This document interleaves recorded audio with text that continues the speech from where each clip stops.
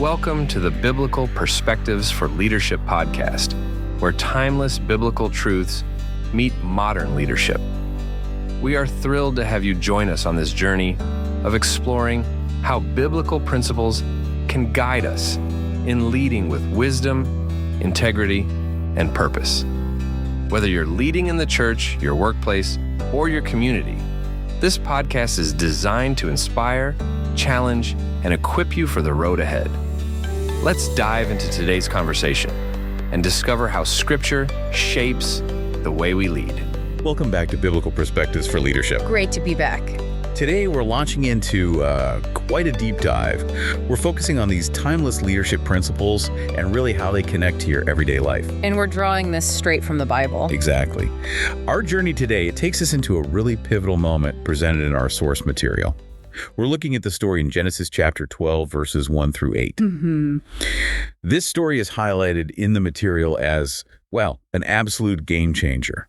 It's presented as the point where God really starts unfolding his big plan, his covenant with humanity through one person. Through Abram, who becomes Abraham later. Right. So our mission today is to, unpack these verses together. We want to pull out the key insights about faith, obedience, God's promises, his faithfulness. And see how they still speak directly to you right where you are today. It's incredibly relevant stuff. Okay, so let's dive in. The weight of this passage, you feel it right away, don't you? You really do. The story opens in Genesis chapter 12, verse 1. And it's this direct, powerful command from God. It says, "Go from your country, your people, and your father's household to the land I will show you." Just like that. Leave everything. Everything familiar. The material really underscores this point. It's God's sovereign choice. He's initiating his covenant plan.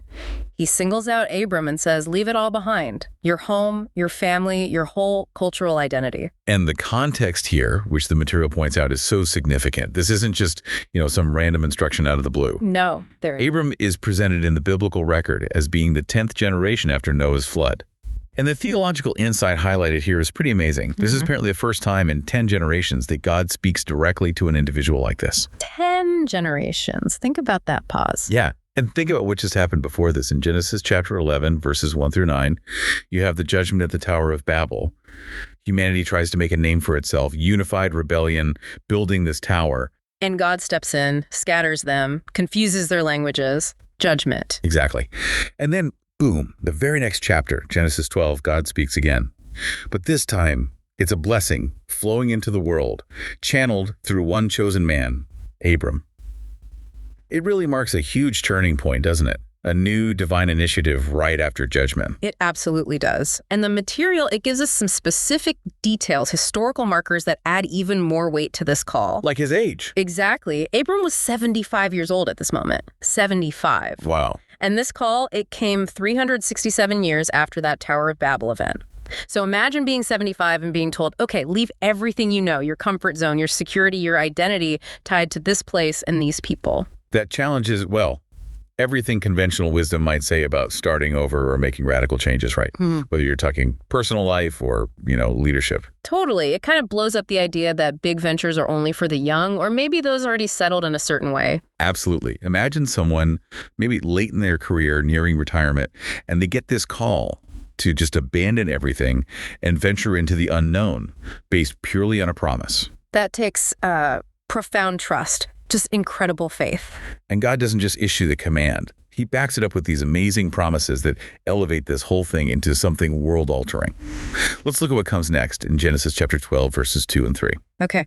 So Genesis chapter 12, verse 2, God declares, I will make you into a great nation and I will bless you. I will make your name great and you will be a blessing. I mean, that's just packed with potential. Make your name great. Yeah. And the material notes the Hebrew meaning behind that phrase. It's about magnifying Abram's name. It's not just about being well known. It's about significant influence, a powerful reputation. Okay. Then Genesis chapter 12, verse 3 continues the promises. I will bless those who bless you, and whoever curses you, I will curse, and all peoples on earth will be blessed through you. Okay, that first part of Genesis chapter 12, verse 3. Blessing those who bless him, cursing those who curse him. That sounds like a direct statement of divine alignment and protection. It really is. The implication the material draws out is clear. How people interact with Abram, who is God's chosen instrument here, it matters a lot. It shows God's active involvement, his protection over his covenant people. Mm. And the material points out this principle, God's protective alignment, you see it echoed throughout Scripture. It shows how seriously God takes his relationship with those he chooses to work through. So thinking about leadership today. Well, think about it. Aligning yourself, your actions, with a higher purpose, maybe a mission you really believe in. Sometimes that feels like you're inviting opposition, right? Yeah, it can. But this principle suggests that aligning with a divine purpose, well, it carries its own kind of protection and validation. It's a powerful idea. That's a really powerful reframing. It's not just history. It's a principle about maybe the outcomes of where you place your alignment. Yeah. And then that final promise in Genesis chapter 12, verse 3, that's the capstone, isn't it? The broadest vision. All peoples on earth will be blessed through you. Yeah, that's huge. He stretches way beyond Abram, his immediate family, his descendants. It reveals his ultimate global impact of what seems like a very personal call. Right. And for leadership, I mean, that's a critical insight. The greatest influence, maybe it doesn't come from just focusing on your own success or even your team's success. But from embracing a vision that aims to bless a wider community, maybe even the world. Yeah, it shifts the focus. It goes from self-magnification to becoming like a channel for blessing others. Precisely. Abram's call wasn't just about him. It had this redemptive, expansive purpose right from the start. It teaches us that real influence, biblically speaking, is outward focused. It aims to be a conduit of good for others. So, okay, we've got this radical divine call. He's 75. It's backed by these magnificent, far-reaching promises. What did Abram actually do? How did he respond? This brings us to what the material calls Abram's obedience. And his response is, well, immediate and decisive. Genesis chapter 12, verse 4 tells us, so Abram went, as the Lord had told him. Just went. The material notes again, he left Haran at 75. There's no record of delay. He didn't argue, didn't ask for a 10-point plan or a map. You just went. He simply went. Acting purely on the command and the promises, despite all the uncertainty. And he didn't go alone, did he? No, not at all. Genesis chapter 12, verse 5 fills in the details.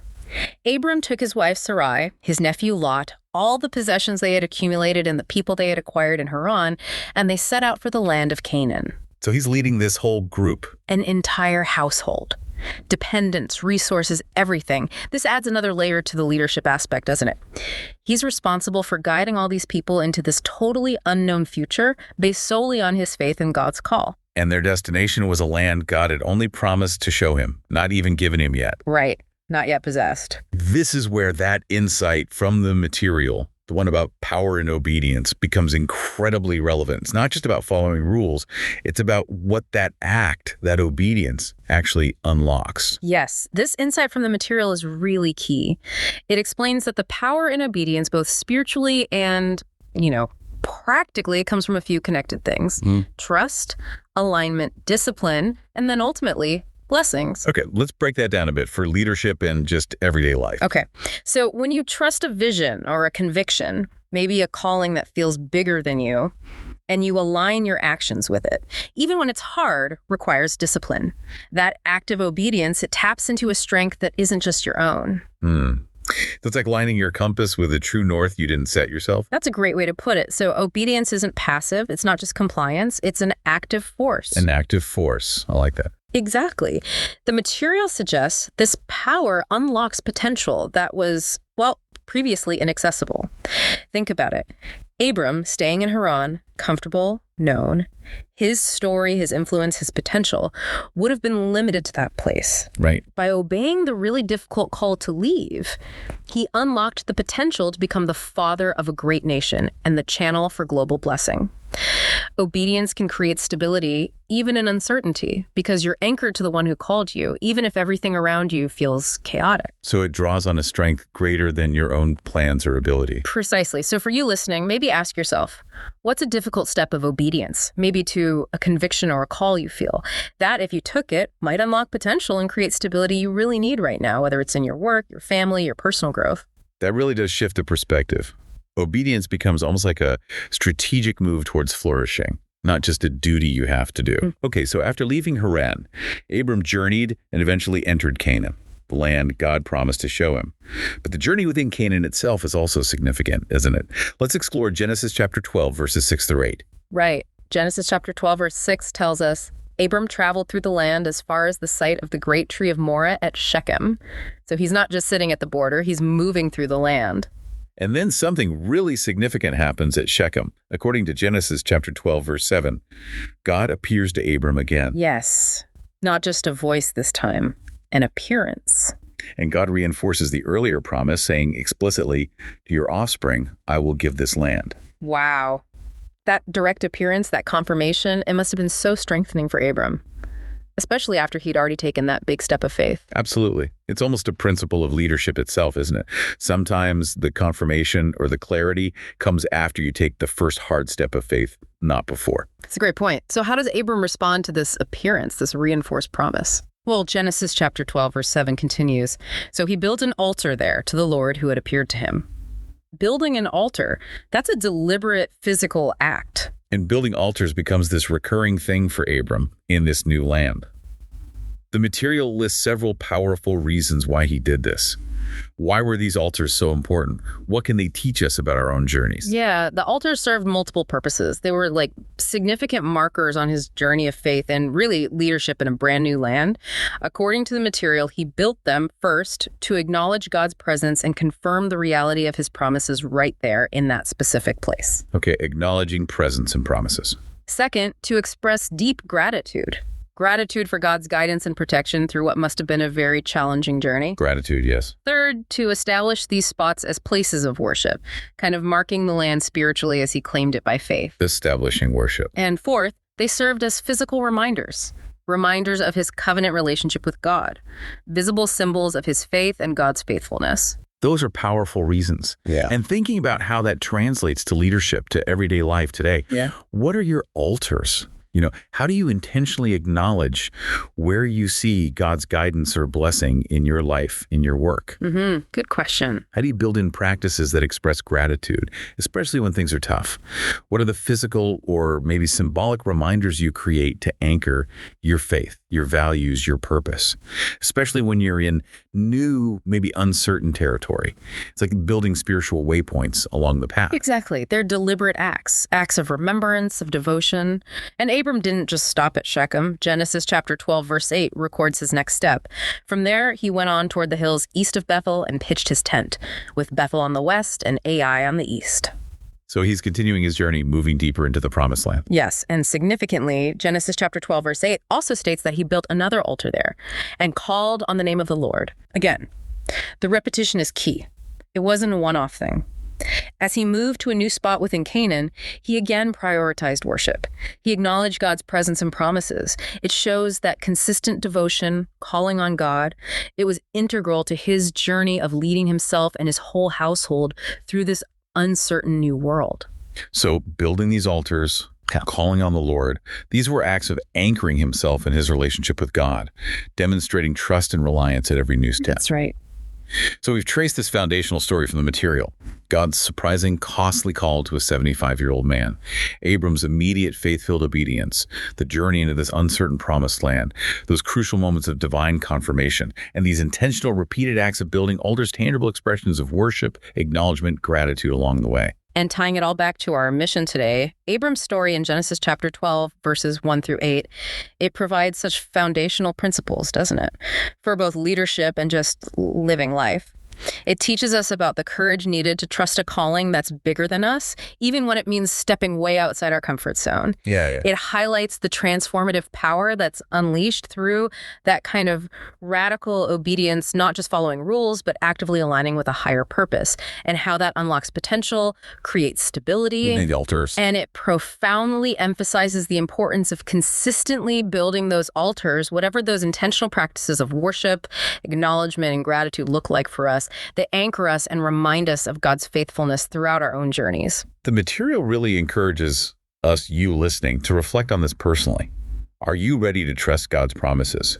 To step out in faith, even when the path is uncertain, requires leaving familiar territory. What does that radical obedience look like for you right now? And are you willing to embrace its potential? because the ultimate purpose, revealed back in Genesis chapter 12, verse 3, is profound. It is. The material reminds us that just as God called Abram to be a blessing to all peoples on earth, he wants to use each one of us in our own unique context, through our own callings, our own acts of obedience.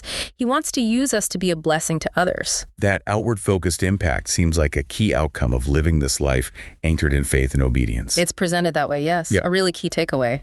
Well, this deep dive into Genesis chapter 12, verses 1 through 8 from the material has really shown how these ancient verses hold such potent, practical insights for how we can lead ourselves and, influence the world around us today.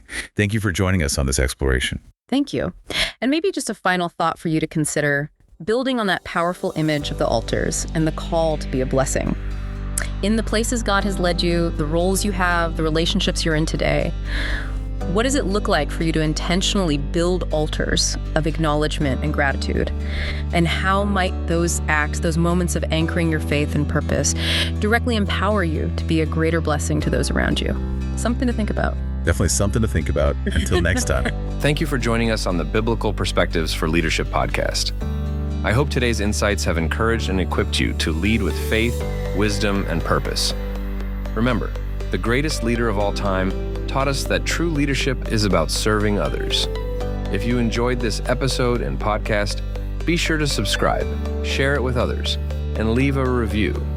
It helps us reach more people with these transformative truths.